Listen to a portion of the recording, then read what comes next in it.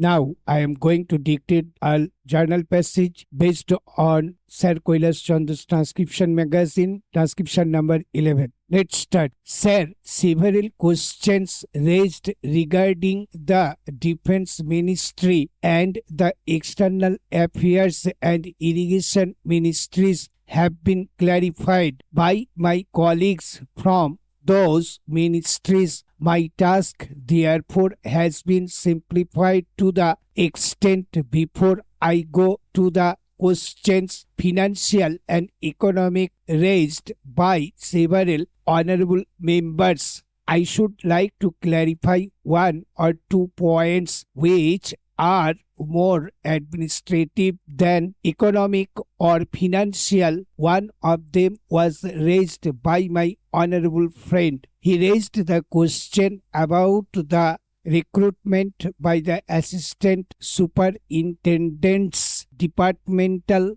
competitive examination and particularly about the examination held in 1960. He said that about rupees 6 lakhs were spent for the 1960 examination and later it was declared that no vacancies were available. He therefore suggested that a definite procedure should be there and the examination should be held according to the vacancies declared in advance, and all persons who have qualified in the examination should be eligible for promotion or for appointment.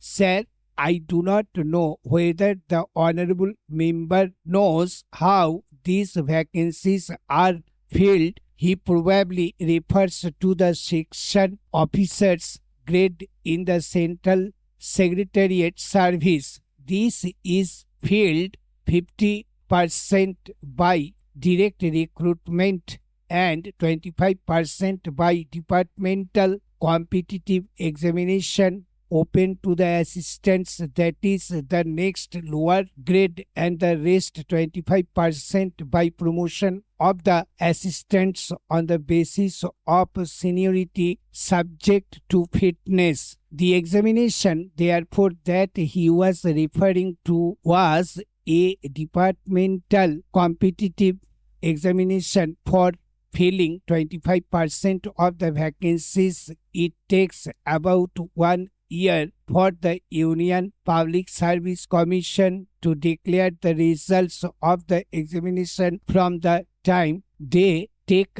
up the questions of the examination. It is not therefore possible to declare the number of vacancies to be filled in from the very beginning. To declare them just when the results are out is more realistic, and that is what is done. Sir, it is the examination is treated qualifying examination. The number of persons who will thus become eligible for appointment will be quite unrelated to the number of vacancies to be filled in, and then the very situation which the honorable member wishes to avoid would arise. It would not then be possible to hold any of the examinations at regular intervals, and promotions against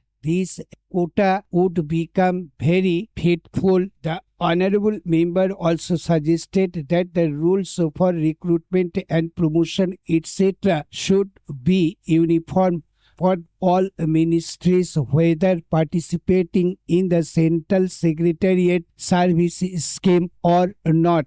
It must be, and this is so except for the Ministry of External Affairs and the Railways. These have different rules, but these rules are very much similar and there is not much difference, but because these persons are recruited for different purpose and by different agencies, they are separate. Therefore, his purpose in saving that there should be uniformity is almost carried out. The only difference is that the Ministry of Home Affairs does not control the service in these two ministries. Para. Then, sir, questions were raised about backward areas and the backward states, and also about the city of Calcutta.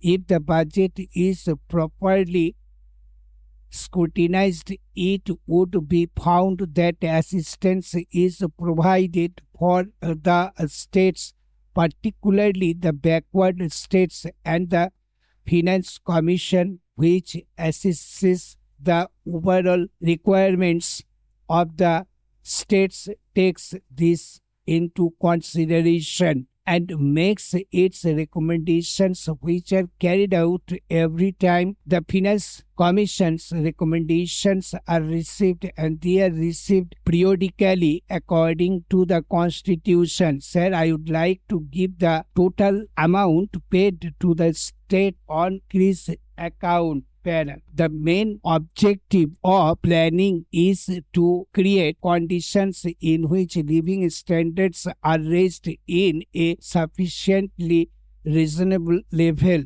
and all citizens are given full and equal opportunity for growth and service. The plans seek to provide a balanced emphasis on increase in production and employment. The development plans are thus accepted as the means for ensuring equitable development in the field of social services. There is no reason to suppose that the needs of the less fortunate or prosperous states are being neglected by it.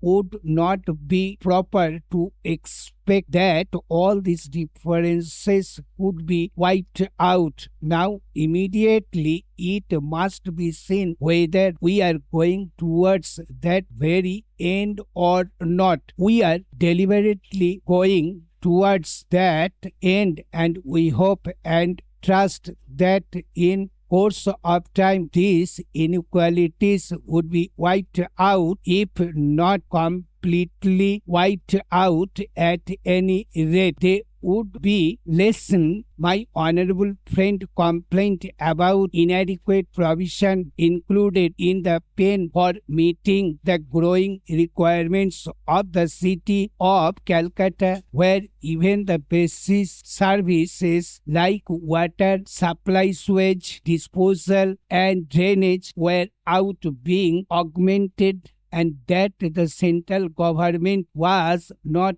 enthusiastic about solving these difficulties. Stop. Thank you. Now I am going to dictate the same passage at the rate of 120 words per minute. Let's start. Sir, several questions raised regarding the Defense Ministry and the External Affairs and Irrigation Ministries have been clarified by my colleagues from those ministries. My task, therefore, has been simplified to the extent. Before I go to the questions, financial and economic, raised by several honorable members, I should like to clarify one or two points which are more administrative than economic or financial. One of them was raised by my honorable friend. He raised the question about the recruitment by the assistant superintendents, departmental competitive examination, and particularly about the examination held in 1960. He said that about rupees 6 lakhs were spent for the 1960 examination, and later it was declared that no vacancies were available. He therefore suggested that a definite procedure should be there, and the examination should be held according to the vacancies declared in advance and all persons who have qualified in the examination should be eligible for promotion or for appointment. Para. Sir, I do not know whether the honorable member knows how these vacancies are filled. He probably refers to the section officers grade in the Central Secretariat Service. This is filled 50% by direct recruitment and 25% by departmental competitive examination open to the assistants, that is the next lower grade, and the rest 25% by promotion of the assistants on the basis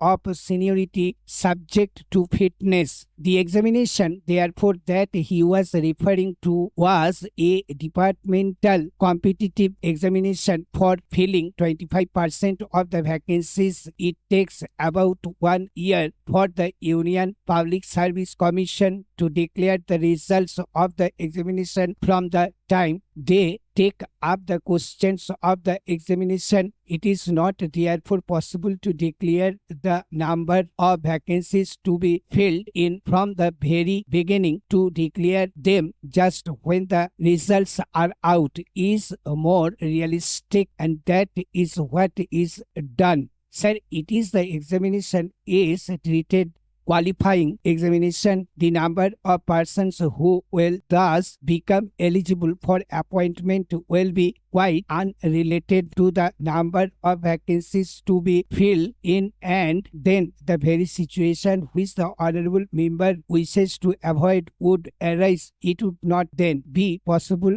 to hold any of the examinations at regular intervals, and promotions against this quota would become very fitful. The honorable member also suggested that the rules for recruitment and promotion, etc., should be uniform for all ministries, whether participating in the Central Secretariat Service scheme or not. It must be, and this is so except for the Ministry of External Affairs and the Railways. These have different rules, but these rules are very much similar, and there is not much difference. But because these persons are recruited for different purpose and by different agencies, they are separate. Therefore, his purpose in saving that there should be uniformity is almost carried out. The only difference is that